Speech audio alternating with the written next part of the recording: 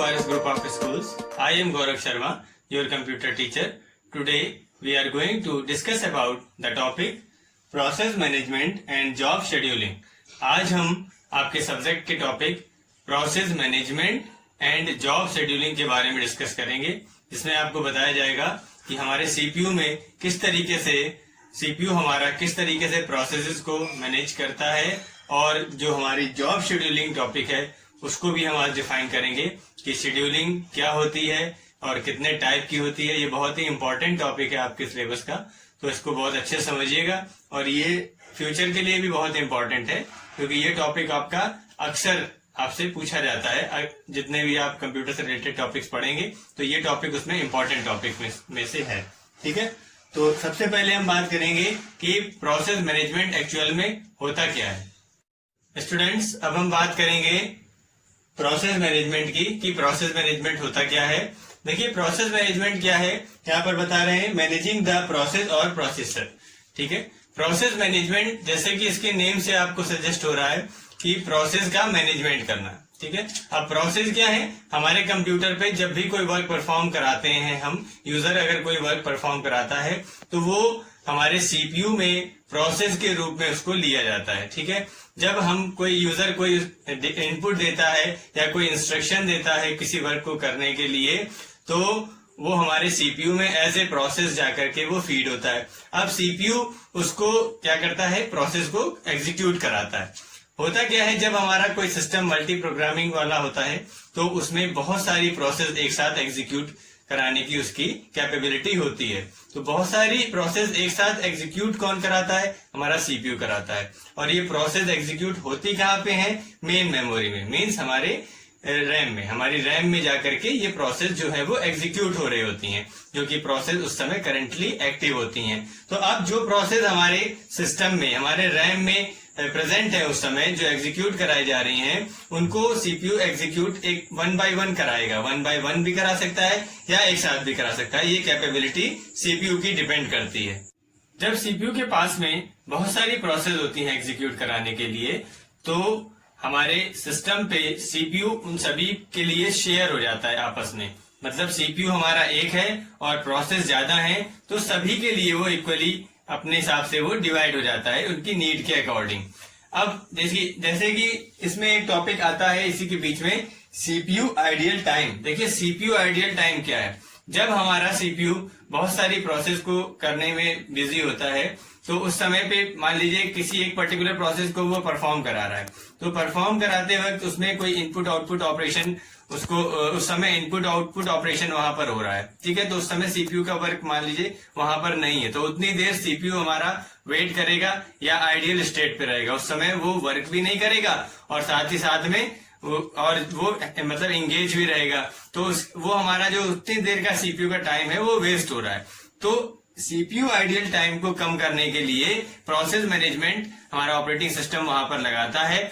और process management लगाने में क्या करता है वो, कि सीपीयू को जितनी देर उसका आइडियल टाइम है उस समय के लिए वो तुरंत किसी नेक्स्ट जॉब को जो वेटिंग में होती है या कोई जो न्यू जॉब है उसको लेकर के उसको एग्जीक्यूट कराने लगता है। तो हमारा जो सीपीयू का आइडियल टाइम है वो कम हो जाता है।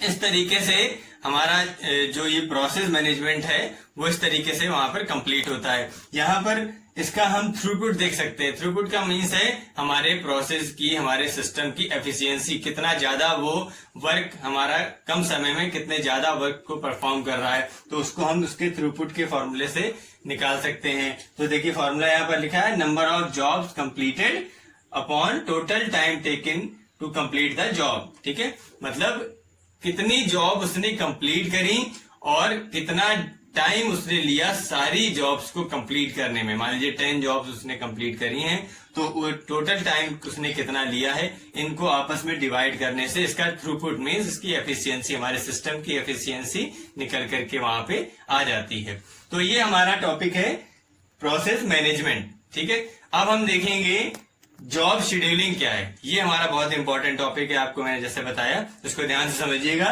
कि जॉब शेड्यूलिंग क्या होती है। स्टूडेंट्स, अब हम बात करेंगे जॉब शेड्यूलिंग की। ठीक है, तो देखिए जॉब शेड्यूलिंग में होता क्या है। जॉब शेड्यूलिंग देखिए क्या चीज है। शेड्यूलिंग का मीन्स है एज ए टाइम टेबल। ठीक है, जैसे कि मान लीजिए हमें कुछ काम करना है, कोई काम हमें दिए गए हैं जिसमें से उनका हम क्या करेंगे, उन सारे वर्क का हम एक टाइम टेबल डिसाइड कर लेंगे कि किसके बाद कौन सा टाइम पे हमें कौन सा वर्क करना है, और साथ ही साथ में उसमें हम बीच में उन जो हमारे मैनी नंबर ऑफ वर्क्स होंगे उनको हम अपने टाइम के अकॉर्डिंग ऐसा एडजस्ट करेंगे कि कुछ वर्क हम सीक्वेंस में करेंगे, कुछ वर्क हम प्रायोरिटी वाइज करेंगे। ठीक है, जैसे मान लीजिए कोई वर्क छोटा है तो उसको पहले कंप्लीट कर लेंगे, या कोई बड़ा वर्क अगर हमने पहले स्टार्ट कर लिया है और उसके बाद बीच में कोई छोटा काम हमारे बीच में याद आ जाता है तो हम उसको पहले कंप्लीट कर लेते हैं अगर पॉसिबल होता है तो। इसी तरीके से हमारे सीपीयू भी एक शेड्यूलिंग प्रोसेस को अपनाता है ऑपरेटिंग सिस्टम की मदद से, और वो शेड्यूलिंग प्रोसेस जो होती है वो जो भी जॉब्स मीन्स प्रोसेस। ठीक है, और प्रोसेस का मतलब क्या होता है, जो इंस्ट्रक्शन उस समय करंटली एक्टिव होते हैं वो हमारे प्रोसेस कहलाते हैं। ठीक है, तो जो भी प्रोसेस हमारी उस समय एक्टिव है मेमोरी में, उस प्रोसेस को किस तरीके से मैनेज करना है, और अगर मैनी नंबर ऑफ प्रोसेस आ रही हैं तो उन सारी प्रोसेस को भी कैसे मैनेज करना है, ये सब हमारा सीपीयू शेड्यूलिंग के माध्यम से उसको कंप्लीट करता है। ठीक है, तो यहाँ पर देखिए 2 पॉइंट्स यहाँ पर लिखे हुए हैं। To assign priority to job, ये हमारे जॉब शेड्यूलिंग का वर्क यहाँ पर बताया जा रहा है कि किसी जॉब को प्रायोरिटी असाइन करना मीन्स कि जो भी जॉब है, मान लीजिए अगर हमें 5 काम करने के लिए दिए गए, 5 प्रोसेसेस हैं हमारे पास में, उनको अगर हमें एग्जीक्यूट कराना है तो जिसकी प्रायोरिटी ज्यादा होगी पहले हम उसको सीपीयू उसको पहले एग्जीक्यूट कराएगा। इसी तरीके से admit new jobs for processing eight appropriate time, priority assign करना ये तो वर्क है ही हमारे शेड्यूलिंग में, साथ ही साथ में जो न्यू जॉब्स और भी आ रही हैं उनको भी एडमिट करना ये भी हमारी शेड्यूलिंग का ही वर्क है। कैसे, एप्रोप्रिएट टाइम पर। ठीक है, मतलब कि जो टाइम हमारा उस समय यूज हो रहा है, सीपीयू जो हमारा टाइम दे रहा है अदर जॉब्स को, उसी पर्टिकुलर टाइम पे हम न्यू जॉब्स को भी एडमिट कर लेते हैं और उनको साथ में ही वर्क कराते हैं, जिसे हम मल्टी प्रोग्रामिंग या मल्टी प्रोसेसिंग भी बोलते हैं। ठीक है, तो ये प्रोसेस मल्टी प्रोसेसिंग की जो प्रोसेस है वो जॉब शेड्यूलिंग की वजह से ही पॉसिबल हो पाती है। अगर शेड्यूलिंग प्रोसेस वहां पर वो नहीं यूज करेगा सीपीयू तो फिर जो मल्टी प्रोसेसिंग है उसको करने में उसे बहुत ज्यादा प्रॉब्लम होगी और कई सारी प्रोसेस एक साथ एग्जीक्यूट कराना संभव नहीं होगा। ठीक है, तो इस टॉपिक को हम एक डायग्राम की मदद से भी समझते हैं कि जॉब्स क्या होती हैं, जॉब्स किस तरीके से आती हैं, उनकी कुछ स्टेट्स भी होती हैं जो कि समय समय पे चेंज होती रहती हैं। तो उसको हम इस डायग्राम से अब समझेंगे कि किस तरीके से जॉब्स की स्टेट्स जो है वो चेंज होती हैं। स्टूडेंट्स, अब हम बात करेंगे यहाँ पर प्रोसेस स्टेट डायग्राम की।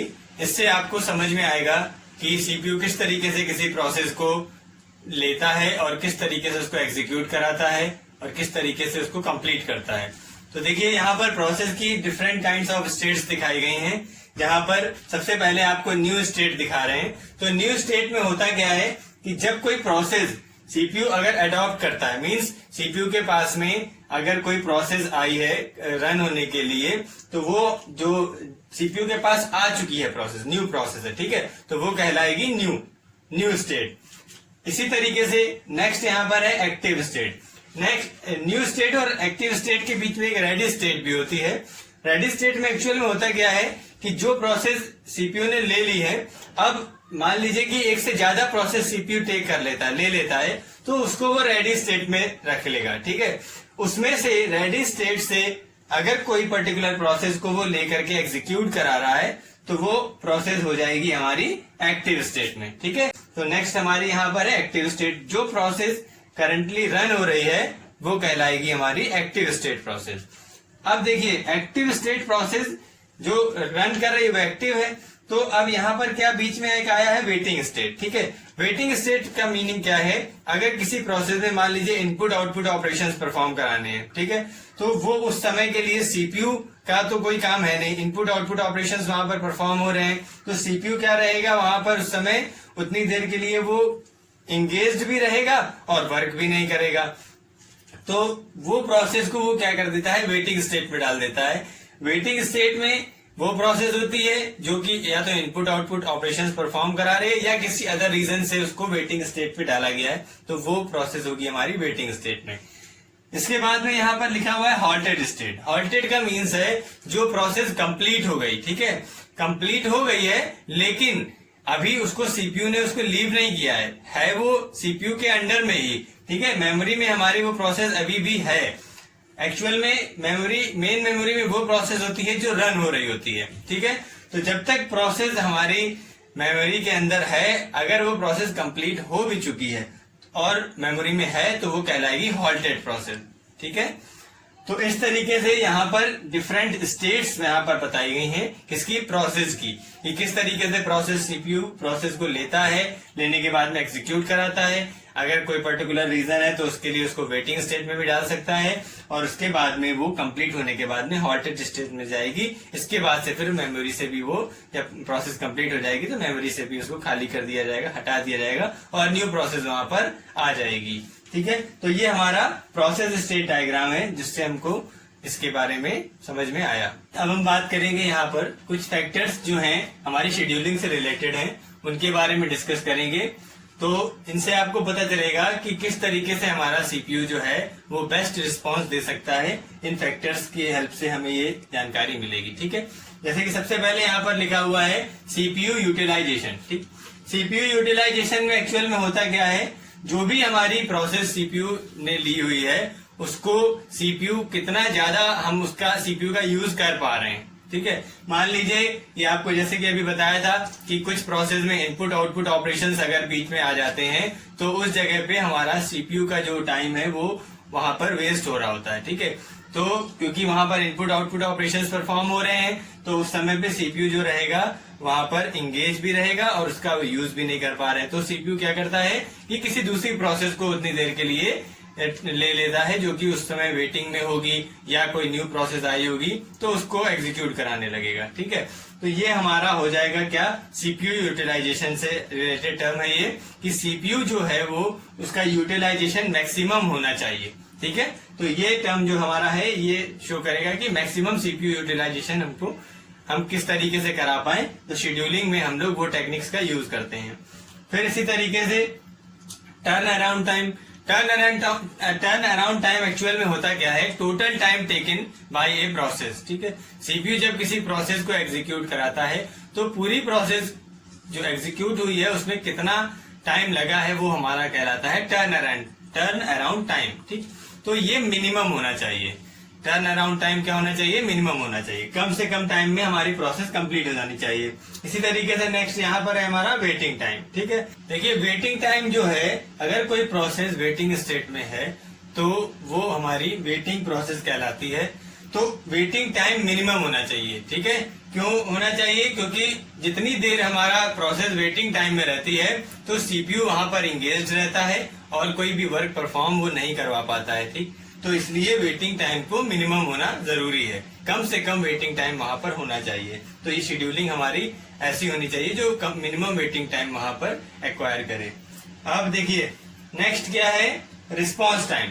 रिस्पॉन्स टाइम का मीनिंग क्या है कि जब कोई प्रोसेस, अगर न्यू प्रोसेस आती है तो सीपीयू कितनी जल्दी उसको रिस्पॉन्स देता है तो वो हमारा कहलाता है रिस्पॉन्स टाइम। तो रिस्पॉन्स टाइम जो है वो भी मिनिमम होना चाहिए, मीन्स बहुत ही फास्टेस्ट रिस्पॉन्स सीपीयू को देना चाहिए। तो शेड्यूलर टेक्निक ऐसी हो कि जिसकी हेल्प से सीपीयू हमारा फास्ट रिस्पॉन्स किसी न्यू प्रोसेस को दे पाए। लास्ट यहाँ पर लिखा हुआ है थ्रूपुट। थ्रूपुट मीन्स होता है किसी भी डिवाइस की या किसी भी प्रोसेस की एफिशिएंसी, ठीक है।